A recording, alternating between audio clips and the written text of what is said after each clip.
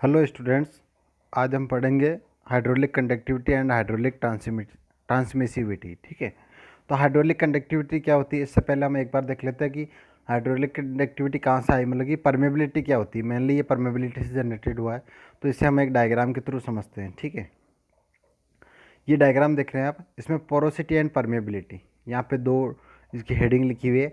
तो इसके अंदर आपको एक स्ट्रक्चर दिखाई दे रही है जो सॉइल की हो सकती है या जो स्टोन्स होते हैं उनकी स्ट्रक्चर हो सकती है। मेनली आप इसको सॉइल की स्ट्रक्चर मान कर चले। ठीक है, अब इसमें शुरू के अंदर जो लेफ्ट हैंड के अंदर पोर्शन दिखाई दे रहा है उसमें नो पोर स्पेस। कहने का मतलब इस पोर क्या होता है, पोर मतलब होल। जो जैसे होल होता है, सॉइल होती है तो या फिर कोई भी जगह होती है उसके बीच में अगर होल बने हुए होते हैं तो उसको हम पोर कहते हैं। ठीक है, पोर मतलब छेद, छिद्र। ठीक है, और अगर पोरस कब बोलते हैं, जब वो छिद्र वाली कोई भी स्ट्रक्चर होती है। ठीक है, तो नीचे बॉटम के अंदर लिखा हुआ नॉन पोरस नॉन परमिएबल। कहने का मतलब नॉन पोरस है, इसमें कुछ भी जो है वो जगह नहीं है। ठीक है, इसमें छिद्र नहीं है, इसमें जो पार्टिकल्स है वो टाइटली पैक्ड है। ठीक है, उसके बाद में मिड के अंदर देखोगे आप पोर स्पेस, अनकनेक्टेड पोर स्पेस। कहने का मतलब इसके अंदर पोर है, मतलब कि दो जो पार्टिकल्स है उनके बीच में जगह है, वॉइड्स है, लेकिन अनकनेक्टेड पोर स्पेस। कहने का मतलब जो जैसे पार्टिकल्स के बीच में जो जगह जगह छिद्र वो आपस में कनेक्टेड नहीं है। ठीक है, तो कहने का मतलब एक छिद्र में अगर कोई भी अगर आप वाटर की ड्रॉपलेट रखते हो तो वो वहाँ से पास होकर दूसरे वाले वॉइड में नहीं जा सकती या तीसरे वॉइड में नहीं जा सकती। कहने का मतलब ये है कि वाटर की ड्रॉपलेट जो है अगर किसी भी एक वॉइड में प्रेजेंट होगी तो वो वहाँ से ट्रांसफर होकर दूसरी जगह नहीं जाएगी, जा पाएगी। तो इसका मतलब ये है कि आपका वाटर जो है इसके थ्रू ट्रांसमिट नहीं हो सकता, इसके थ्रू ट्रांसफ़र नहीं हो सकता। क्यों? क्योंकि ये पोर्स जो है आपस में कनेक्टेड नहीं है। ठीक है, तो ये क्या है, स्ट्रक्चर तो पोरस है।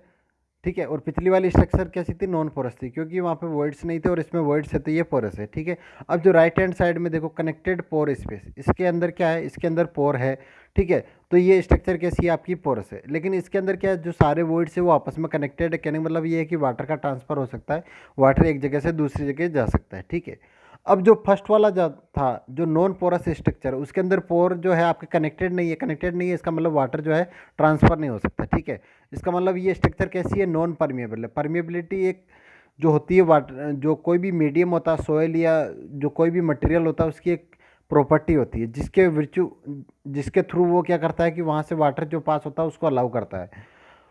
Permeability is the property of soil or any material by virtue of which it allows the passing of fluid through its oven।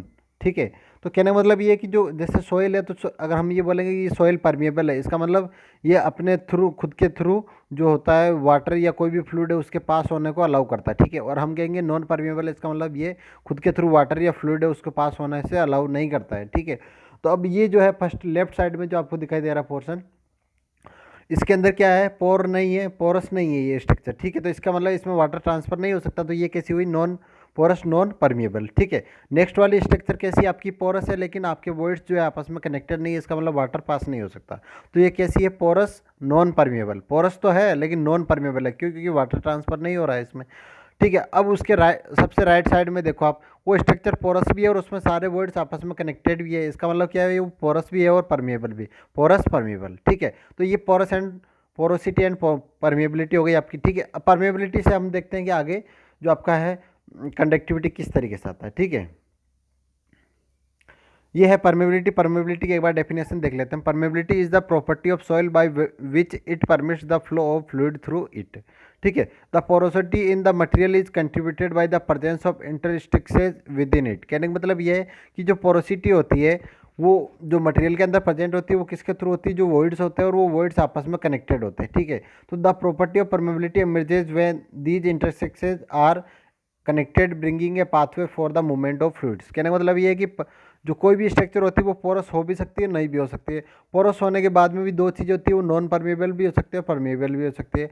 Porous कब होगी, जब उसके अंदर वॉइड्स होंगे, और परमेबल कब होगी, जब वो वॉइड्स आपस में कनेक्टेड होंगे और उसके थ्रू जो फ्लूइड है उसका फ्लो अलाउड होगा। ठीक है, तो वो फिर आपकी जो स्ट्रक्चर वो क्या कहलाएगी, परमेबल कहलाएगी, और उसको हम परमेबिलिटी कहते हैं। ठीक है, तो परमेबिलिटी क्या होती है, किसी भी सॉइल की या मटेरियल की प्रॉपर्टी होती है जिसके थ्रू वो क्या करता है कि फ्लूइड के फ्लो को परमिट करता है। ठीक है, उसके बाद हम देखते हैं हाइड्रोलिक कंडक्टिविटी। हाइड्रोलिक कंडक्टिविटी क्या है कि ये एक मेजरमेंट है किसका, कि जो कोई भी फ्लूइड है किसी रॉक या सॉइल से कितने स्पीड से पास हो सकता है या कितना मतलब पास हो सकता है। ठीक है, तो ये जो है किसी भी मटेरियल से, जैसे कि अगर हाइड्रोलिक कंडक्टिविटी की वैल्यू हाई है, इसका मतलब क्या है कि आपका जो वाटर है वो इजीली पास हो रहा है, उसकी स्पीड हाई है, उसकी वेलोसिटी हाई है उस पर्टिकुलर मटेरियल से पास होने की, ठीक है। और अगर उसकी हाइड्रोलिक कंडक्टिविटी की वैल्यू अगर लो है तो इसका मतलब क्या है, वहाँ से जो पास होने की रेट है उसकी वो कम है, ठीक है। अब ये जो हाइड्रोलिक कंडक्टिविटी और जो आपकी परमेबिलिटी वो देखने में ये जो बाय डेफिनेशन थोड़ा सिमिलर लग सकता है, ठीक है। तो इनको एक बार अपन डिफ्रेंशिएट करके देखते हैं, परमेबिलिटी वर्सेज कंडक्टिविटी, ठीक है। तो परमेबिलिटी क्या है? permeability is the property of the porous medium itself, while hydraulic conductivity is the property of the whole system including both porous system and the flowing fluid। कहने का मतलब ये है कि जो परमेबिलिटी है वो उस मटेरियल की खुद की प्रॉपर्टी है, वो कि वो पानी को अलाउ करेगा या नहीं करेगा, एक पोरस मीडियम की प्रॉपर्टी है परमेबिलिटी, ठीक है। लेकिन हाइड्रोलिक कंडक्टिविटी की अगर बात करते हो तो आप पोरस मीडियम की जो परमेबिलिटी है उसको तो इंक्लूड करते ही करते हो, साथ में उससे फ्लूइड जो फ्लो होगा उसको भी इंक्लूड करके चलेंगे, ठीक है। तो ओवरऑल जो ये सारी चीज़ें, ठीक है। तो आपका जो है परमेबिलिटी और जो अगर आप उसको कंसिडर करते हो परमेबिलिटी या जो पोरस मीडियम है उसकी प्रॉपर्टीज को, साथ में फ्लूइड की प्रॉपर्टी को भी इंक्लूड करके चलते हो, तब वो आपका हाइड्रोलिक कंडक्टिविटी को कंसिडर करते हैं हम, ठीक है। तो इसीलिए क्या करते हैं कि जब हाइड्रोलिक कंडक्टिविटी को आप ड्राइव कर रहे हो तो उसके साथ फ्लूइड की प्रॉपर्टी को भी देखा जाता है, जैसे फ्लूइड की डेंसिटी हो गई, फ्लूइड की विस्कोसिटी हो गई, ये सारी जो मटेरियल की प्रॉपर्टी जो होती परमेबिलिटी उसको लेने के साथ साथ अब जो फ्लूइड उससे पास होकर जाएगा, फ्लूइड का यूनिट वेट या जो डेंसिटी होगी वो, साथ ही साथ उसकी विस्कोसिटी क्या होगी, वो सारी चीज़ें जो है कंसीडर की जाती है कब, जब हम हाइड्रोलिक कंडक्टिविटी का ड्राइव कर रहे हो, ठीक है। तो हाइड्रोलिक कंडक्टिविटी ये तो आपको डायग्राम आपने देखा अभी जस्ट, ठीक है। उसके बाद में कंडक्टिविटी को हम इसके थ्रू समझते हैं, जैसे ये लिखा हुआ है infiltration and percolation for sandy loam versus clay loam, ठीक है। लोम क्या होता है? एक बालू मिट्टी जो होती है जो रेगिस्तान में पाई जाती है, धूल वाली मिट्टी, ठीक है। जो बालू मिट्टी होती है, धूल जो होती है उसको हम लोम कहते हैं, ठीक है। अब सैंडी लोम और क्ले लोम ये दो टाइप की यहाँ पे सॉइल शो रखी है, ठीक है। ये एक सैंडी लोम जो आपका लेफ्ट हैंड साइड में और राइट हैंड साइड में आपको क्ले लोम दिखाई देगी, ठीक है। अब इसमें क्या किया गया है कि ऊपर सेंटर जो है टॉप मिड पॉइंट से, वहाँ से रेन का जो वाटर है वो इसके अंदर एंटर करवाया गया, ठीक है। जैसे नेक्स्ट वाला ये डायग्राम देखिए, यहाँ पे रेन लिखा हुआ है जो आपको इजीली समझ में आ जाएगा। तो मिड टॉप के अंदर मिड पॉइंट से जो ड्रॉपलेट्स थी उनको एंटर करवाया गया, ठीक है। अब जो सैंडी लोम है उसके अंदर क्या हुआ, वाटर जो है इधर उधर स्प्रेड नहीं हुआ, डायरेक्टली नीचे की तरफ फ्लो होके और नीचे की तरफ आ गया, ठीक है। जबकि क्ले लोम में क्या हुआ, वो नीचे की तरफ नहीं गया जबकि वहीं पर स्प्रेड होने लग गया, ठीक है। जैसे ये नेक्स्ट डायग्राम इसका ये है, ठीक है। तो इसमें क्या है, सैंडी लोम के अंदर तो वाटर जो है सीधा फ्लो होकर नीचे की तरफ पहुंच गया, जबकि क्ले लोम में वहीं स्प्रेड हो गया लेकिन नीचे नहीं पहुंच पाया, ठीक है। तो कहने का मतलब ये है कि इन दोनों में अगर हम कंडक्टिविटी की बात करते हैं तो कंडक्टिविटी किसकी ज़्यादा होगी, सैंडी लोम की ज़्यादा होगी या क्ले लोम की? इसमें सैंडी लोम की कंडक्टिविटी ज़्यादा होगी, क्यों? क्योंकि इससे जो वाटर फ्लो हो रहा है उसकी रेट ज़्यादा है कंपेयर टू क्ले लोम। कहने का मतलब ये कि जिस स्पीड से वाटर फ्लो होगा सैंडी लोम में, वो स्पीड क्ले लोम के कंपेयर में काफ़ी ज़्यादा है, ठीक है। तो हम ये कह सकते हैं कि इस तरीके से कंडक्टिविटी को आप समझ सकते हो, ठीक है। तो ये कंडक्टिविटी क्या होती है, ओवरऑल जो स्पीड है या रेट है जो जिसके थ्रू कोई भी फ्लूइड किसी भी मटेरियल से या सॉइल से पास होकर जाता है, ठीक है। ये जो है इसका फॉर्मूला हम देखते हैं एक बार, कंडक्टिविटी का क्या है, कैपिटल के इक्वल टू स्मॉल के into gamma upon mu. Capital क्या है आपकी कंडक्टिविटी या हाइड्रोलिक कंडक्टिविटी। अगर हाइड्रोलिक कंडक्टिविटी क्यों बोलते हैं हम, क्योंकि इसे हम वाटर की बात कर रहे हैं इसलिए हम इसको हाइड्रोलिक बोलते हैं, ठीक है। जनरली आप इसको कंडक्टिविटी भी बोल सकते हो, ठीक है। कंडक्टिविटी ये हो गया। तो कैपिटल किसको रिप्रेजेंट कर रहा है आपका, कंडक्टिविटी को। स्मॉल के किसको रिप्रेजेंट कर रहा है, परमेबिलिटी को। गामा जो है यूनिट वेट है, और जो आपका म्यू है वो क्या है, डायनेमिक विस्कोसिटी।